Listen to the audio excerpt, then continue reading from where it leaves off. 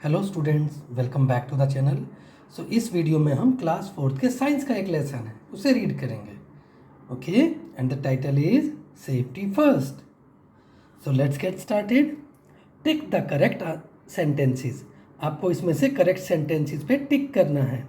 You learn and follow the rules of which ever game you play. आप जो भी game खेलते हो आप उसके नियमों को समझते हो और फॉलो करते हो। करते हो क्या? यस, ये करना चाहिए। You walk on the footpath or on the safe side of the road. आप रोड पर चलते हुए सेफ साइड रोड के या फिर फुटपाथ पर चलते हैं क्या? यस, इस पे आपको टिक करना है। नेक्स्ट देखिए, you do not get into or get off a moving bus. आप किसी चलती बस में ना तो चढ़ते हैं और ना ही किसी चलती बस से उतरते हैं। तो इस पे भी आपको टिक करना है। ओके, नेक्स्ट देखते हैं। You form A Q for having dinner at home. तो घर पर डिनर करते वक्त क्या आप क्यू बनाकर बैठते हो?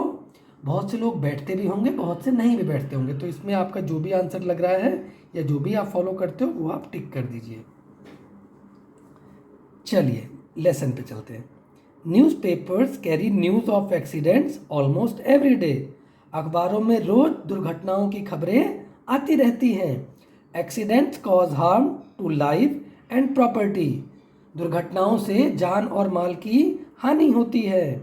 दे कॉज पेन एंड सफरिंग। उससे दर्द और परेशानी होती है।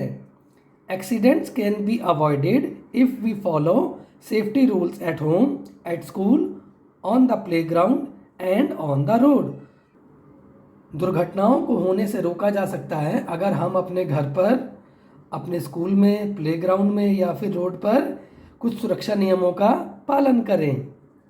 Injuries at home are mostly caused by slipping on the floor, burns, electric shocks and chemical poisoning. तो घर पर दुर्घटनाएं अधिकतर किस वजह से होती हैं? फर्श पर फिसलने से, जलने से, बिजली का झटका लगने से या फिर केमिकल पॉइजनिंग से, कुछ विषैला पदार्थ खा लेने से। जैसे कई बार होता है घर पे आपकी कुछ गलत मेडिसिन खा ली या कुछ ऐसी एक्सपायर्ड मेडिसिन खा ली तो उससे भी नुकसान हो जाता है। Make your home a safe place. अपने घर को एक सुरक्षित स्थान बनाइए। Being aware and alert will go a long way in keeping you safe. तो सावधान और सतर्क रहने से आपका जीवन बहुत लंबे समय तक सुरक्षित रह सकता है। Okay, safety at home. तो सेफ्टी एट होम पे देखिए अब क्या करते हैं। स्लीपिंग ऑन द फ्लोर, फर्श पर फिसलकर गिरना। A person can slip and fall on A wait floor, trip over scattered toys और स्टम्बल डाउन द स्टेयर्स। तो घर पर एक आदमी गीले फर्श पर फिसलकर, खिलौनों के फर्श पर बिखरे खिलौनों में उलझकर या फिर सीढ़ी पर ठोकर खाकर गिर सकता है। टू अवॉइड सच एक्सीडेंट्स, इस तरह की दुर्घटनाओं को रोकने के लिए क्या करना चाहिए? Keep the floors at home clean and dry. अपने घर पर फ्लोर को, फर्श को साफ और सूखा रखना चाहिए। जगह जगह पानी नहीं गिराना चाहिए। Okay, take care that the bathroom and the kitchen floors are not slippery. इस बात का ध्यान रखिए कि बाथरूम का फर्श या फिर किचन का फर्श गीला ना हो, जिससे कि फिसलने की संभावना खत्म हो जाए। Do not leave your toys and other things lying on the floor. अपने खिलौनों और दूसरी वस्तुओं को फर्श पर बिखरा पड़ा मत रहने दो। जैसे देखिए इसमें खिलौने बिखरे हुए हैं, बच्चे ने अगर खेल लिया तो इन सभी खिलौनों को या सामान को हटाकर एक तरफ रख दीजिए। ओके, नेक्स्ट देखिए क्या है rule. Use a step ladder or a stool to reach something placed high. अगर कोई चीज़ ऊंचाई पर रखी है तो उसे उतारने के लिए या तो सीढ़ी का या फिर स्टूल का प्रयोग कीजिए। चलिए, बर्न्स। अब जो घर पे अगर किसी का हाथ पैर या कुछ बॉडी पार्ट जल गया तो उसका देखिए क्या है। Accidents due to a fire in the kitchen can cause serious injury और इवन डेथ। जो किचन में काम करते हुए कई बार आग लग जाती है या आग से दुर्घटना हो जाती है, उससे सीरियस इंजरी, बहुत खतरनाक दुर्घटना भी हो सकती है और किसी की डेथ भी हो सकती है। टू अवॉइड सच एक्सीडेंट्स, इस तरह की दुर्घटनाओं को रोकने के लिए one must not wear synthetic clothes in the kitchen. Kitchen में काम करते वक्त सिंथेटिक क्लॉथ नहीं पहनना चाहिए, बहुत ज़्यादा जो होते हैं ना, बहुत तेज़ी से आग पकड़ते हैं सिंथेटिक क्लॉथ। सच क्लॉथ कैच फायर ईजिली। इस तरह के कपड़े बहुत जल्दी आग पकड़ते हैं। When not in use, gas stoves must be turned of. जब प्रयोग में ना हो तो किचन के गैस चूल्हे को बंद कर देना चाहिए। They must be checked regularly to avoid leakage. समय समय पर उनकी चेकिंग भी होनी चाहिए ताकि गैस में कहीं लीकेज तो नहीं है। ओके, चलिए नेक्स्ट देख लेते हैं इलेक्ट्रिक शॉक। अब ये इलेक्ट्रिक शॉक के बारे में बताएंगे। Electric appliances make our work easy. विद्युतीय उपकरण हमारे काम को आसान बनाते हैं। They should be handled carefully. उन्हें सावधानी से प्रयोग में लाना चाहिए। Do not touch electrical fittings with weight hands. बिजली की फिटिंग को गीले हाथों से नहीं छूना चाहिए। बिजली के बोर्ड हो गए या बिजली का कोई उपकरण हो, उन्हें गीले हाथ से नहीं छूना चाहिए। You may get an electric shock. आपको बिजली का झटका लग सकता है। Do not go too close to table fans or heaters if they are on. तो टेबल फैन या हीटर अगर चालू है तो उसके बहुत पास नहीं जाना चाहिए, दुर्घटना हो सकती है। If someone gets an electric shock or sees a spark, the main switch or the MCB miniature circuit breaker must be turned off immediately. तो अगर किसी को बिजली का झटका लगा या किसी अप्लायंस में से स्पार्किंग हो रही है, बिजली की स्पार्किंग निकलती है, तो आपको मेन स्विच या फिर MCB बंद कर देना चाहिए। ओके, सेफ्टी के लिए। अब देखो ये बच्ची जो है इस फैन के बहुत क्लोज है, तो ये चीज़ों से आपको अवॉइड करना है। नेक्स्ट देखिए क्या है, poisoning. Accidental consumption of chemical and medicine can cause poisoning.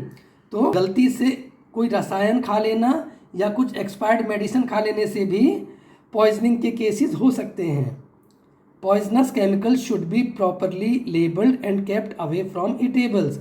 तो जो विषैले रसायन हैं उन्हें खाने पीने की चीज़ों से दूर रखना चाहिए और उन पर प्रॉपर लेबलिंग होनी चाहिए, उस पर मार्क करना चाहिए कि ये मेडिसिन है। Do not take any medicine without asking an adult. अपने घर में बड़ों से पूछे बिना कोई भी दवाई आपको नहीं खानी है। ओके, देखिए अब ये बच्चा है, ये मेडिसिन ऊपर रखी है तो इसकी पहुंच से बाहर है, तो ये ठीक है। Okay, safety at school. In schools accidents can happen when children run and push each other. School में जब बच्चे भागते हैं या एक दूसरे को धक्का मुक्की करते हैं तब दुर्घटनाएं हो सकती हैं। टू अवॉइड सच एक्सीडेंट्स, इस तरह की दुर्घटनाओं को रोकने के लिए डू नॉट रश अप और डाउन द स्टेयर्स। सीढ़ियों पर चढ़ते वक्त भागिए मत, या चढ़ रहे हो या उतर रहे हो, आपको भागना नहीं है। You may fall and hurt yourself and others. आपको गिरकर चोट लग सकती है और दूसरों को भी इससे चोट लग सकती है। Do not climb on desk and chairs और थ्रो थिंग्स अराउंड। आपको डेस्क या चेयर पर चढ़ना नहीं है और सामान भी इधर उधर नहीं फेंकना, किसी को लग सकता है। बहुत से बच्चे डस्टर्स या और ऑब्जेक्ट्स क्लास में फेंकते हैं, उससे दूसरे बच्चों को चोट लग सकती है। Okay, safety on the playground and in the swimming pool. तो खेल के मैदान या स्विमिंग पूल में क्या सेफ्टी रखनी चाहिए। Follow the rules of games while playing. जब आप कोई गेम खेल रहे हो तो आपको सेफ्टी रूल्स पता होने चाहिए और गेम के रूल भी पता होने चाहिए। Wait for your turn at rides. झूलों पर अपनी बारी की प्रतीक्षा करनी चाहिए, धक्का मुक्की नहीं करनी चाहिए। देखिए अब ये राइड्स है, एक बच्चा झूल रहा है, बिल्कुल पीछे खड़ा है, ये सही नहीं है, इससे दुर्घटना होने की संभावना बढ़ जाती है। Use a swimming tube for swimming if you are not an expert swimmer. अगर आप एक एक्सपर्ट स्विमर नहीं हैं तो आपको स्विमिंग ट्यूब का इस्तेमाल करना चाहिए जो पानी में आपको डूबने से बचाती है। Okay, always swim in the presence of an adult. हमेशा किसी बड़े की निगरानी में आपको स्विमिंग करनी है। ऐसा नहीं कि छोटे बच्चे हो, आप अपने आप से स्विमिंग पूल में कूद गए और कुछ दुर्घटना हो गई। Okay, safety on the road. तो रोड पर क्या सेफ्टी होनी चाहिए। Follow traffic rules for your own safety and the safety of others. तो अपने खुद की सुरक्षा और दूसरों की सुरक्षा के लिए आपको ट्रैफिक नियमों का, यातायात नियमों का पालन करना चाहिए। Carelessness on the road can cause accidents. सड़कों पर लापरवाही दुर्घटना का कारण हो सकती है। टू अवॉइड सच एक्सीडेंट्स, इस तरह की दुर्घटनाओं को रोकने के लिए वॉक ऑन द फुटपाथ, आपको फुटपाथ पर चलना चाहिए। Cross the road only at the zebra crossing, सड़क को हमेशा ज़ेब्रा क्रॉसिंग पे ही पार करना चाहिए। Look to your right then to your left and then to your right again, पहले आपको अपने दाएं देखना है, फिर बाएं देखना है और फिर से दाएं देखना है। अगर रोड खाली है तभी आपको सड़क पार करनी है। Cross the road when the traffic stops, या फिर यातायात जब रुका हुआ है या सड़क खाली है तभी आपको सड़क पार करनी है। Do not rush, start out in time, हड़बड़ी मत करो, जब सिग्नल हो जाए पैदल यात्रियों के लिए तब आपको समय से चल देना है। चेक पॉइंट, अब चेक पॉइंट देख लेते हैं क्या है। सर्कल द करेक्ट आंसर्स, आपको करेक्ट आंसर्स सर्कल करने हैं। Accident, fainting, insect bite cause harm to life and property, तो इसमें आपको एक्सीडेंट भरना है। उस एक्सीडेंट में कुछ भी हो सकता है, मल्टीपल रीजंस होते हैं। तो accident cause harm to life and property, ये आपने इस लेसन के स्टार्टिंग में रीड किया था। Do not touch electrical appliances, toys और यूटेंसिल्स विद वेट हैंड्स, तो गीले हाथों से आपको इलेक्ट्रिकल अप्लायंसेज नहीं टच करने हैं, तो इलेक्ट्रिकल अप्लायंसेज पे आपको टिक करना है। थर्ड देखिए, keep chemicals away from eatables, elders और थीव्स, तो ईटेबल से आपको अलग रखने हैं केमिकल ऑब्जेक्ट्स जो हैं। ओके, नेक्स्ट देखिए, use a swimming tube for swimming, swinging और रनिंग, तो स्विमिंग ट्यूब का इस्तेमाल हमें क्यों करना है, स्विमिंग के लिए। ओके, चलिए नेक्स्ट देखते हैं। First aid, first aid is the medical help given to an injured person before proper medical aid arrives, तो किसी भी घायल व्यक्ति को डॉक्टरी उपचार मिलने से पहले हमें जो मदद दी जाती, हम जो मदद देते हैं उसे हम फर्स्ट एड बोलते हैं। Immediate first aid can save a persons life और प्रिवेंट परमानेंट इंजरी, अगर किसी घायल व्यक्ति को तुरंत प्राथमिक चिकित्सा मिल जाए या फर्स्ट एड मिल जाए तो उसकी लाइफ भी बच सकती है और कुछ परमानेंट इंजरी से भी उसे बचाया जा सकता है। You must learn to give first aid, आपको फर्स्ट एड देने के बारे में ज़रूर सीखना चाहिए। While giving first aid be calm and make the injured person comfortable, जब आप किसी को फर्स्ट एड दे रहे हो तो आपको खुद भी शांत रहना है और जो घायल व्यक्ति है उसको भी आपको कंफर्टेबल रखना है, उसे, है ना, पैनिक नहीं होने देना। मेक हिम लाई डाउन, उसे लेटने के लिए बोलना है।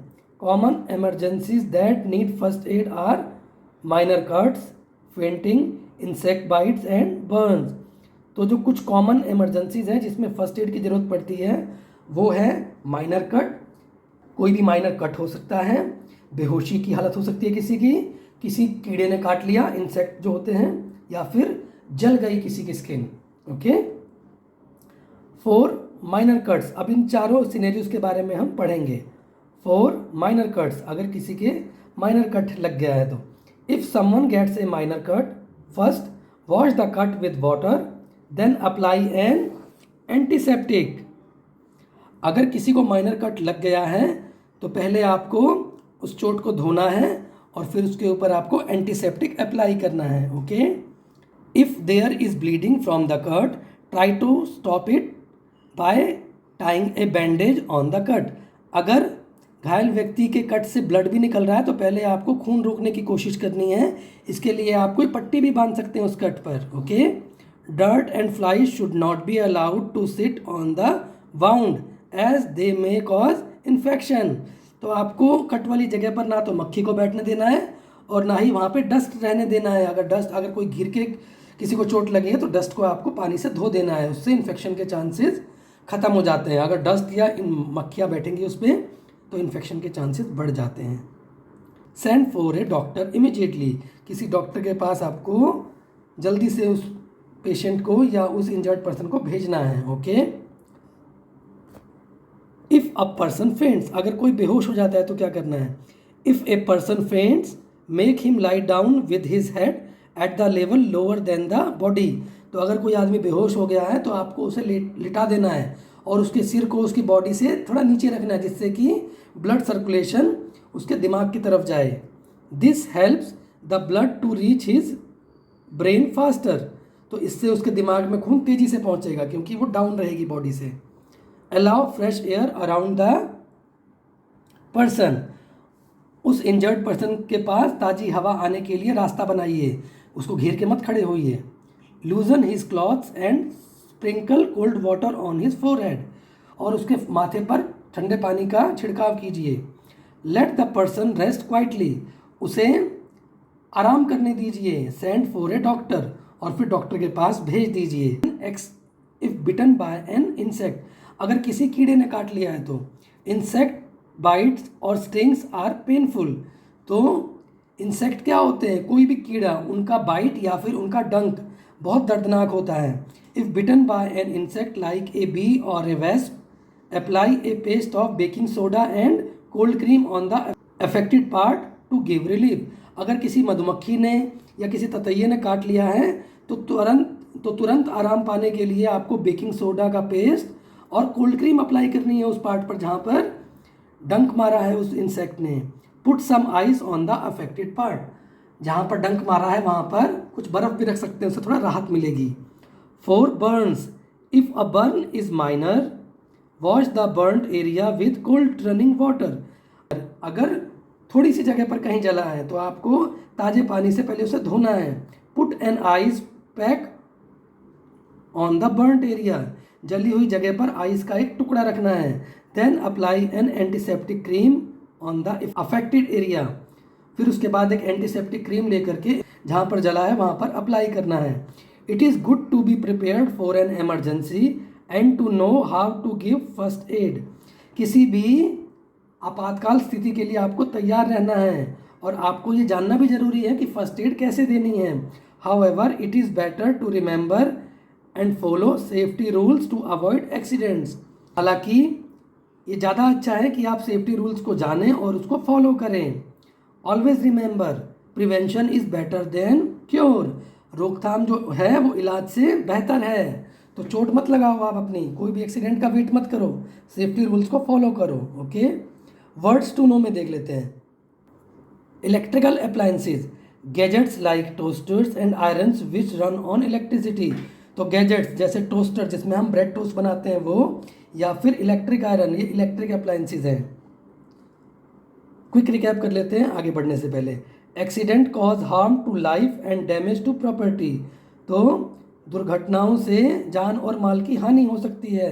They also cause pain and suffering, उससे दर्द और परेशानी भी बढ़ती है। Follow safety rules to avoid accidents, दुर्घटनाओं को रोकने के लिए सुरक्षा नियमों का पालन करना चाहिए। Accidents at home include sleeping on the floor, burns, electric shock and poisoning, घरों पर दुर्घटनाओं में क्या क्या कॉज हो सकते हैं, सीढ़ियों से फ्लोर पर फिसल जाना, हाथ जलना, बिजली का झटका लगना, या फिर पॉइजनिंग, विषैला पदार्थ खा लेना। Bleeding wounds, fainting, insect bites, snake bites and burns are a few emergencies that need first aid, तो चोट से खून बहना, बेहोश होना, किसी कीड़े का काट लेना या सांप का काट लेना या फिर जल जाना, इस सिचुएशन में आपको फर्स्ट एड की ज़रूरत होती है। ओके, तो चलिए इस वीडियो में फ़िलहाल इतना ही। नेक्स्ट वीडियो में इस लेसन के क्वेश्चन आंसर्स को हम सॉल्व करेंगे। So students, if you like my video, then please click like button, share this video with your friends, and please do subscribe to my channel. Thank you.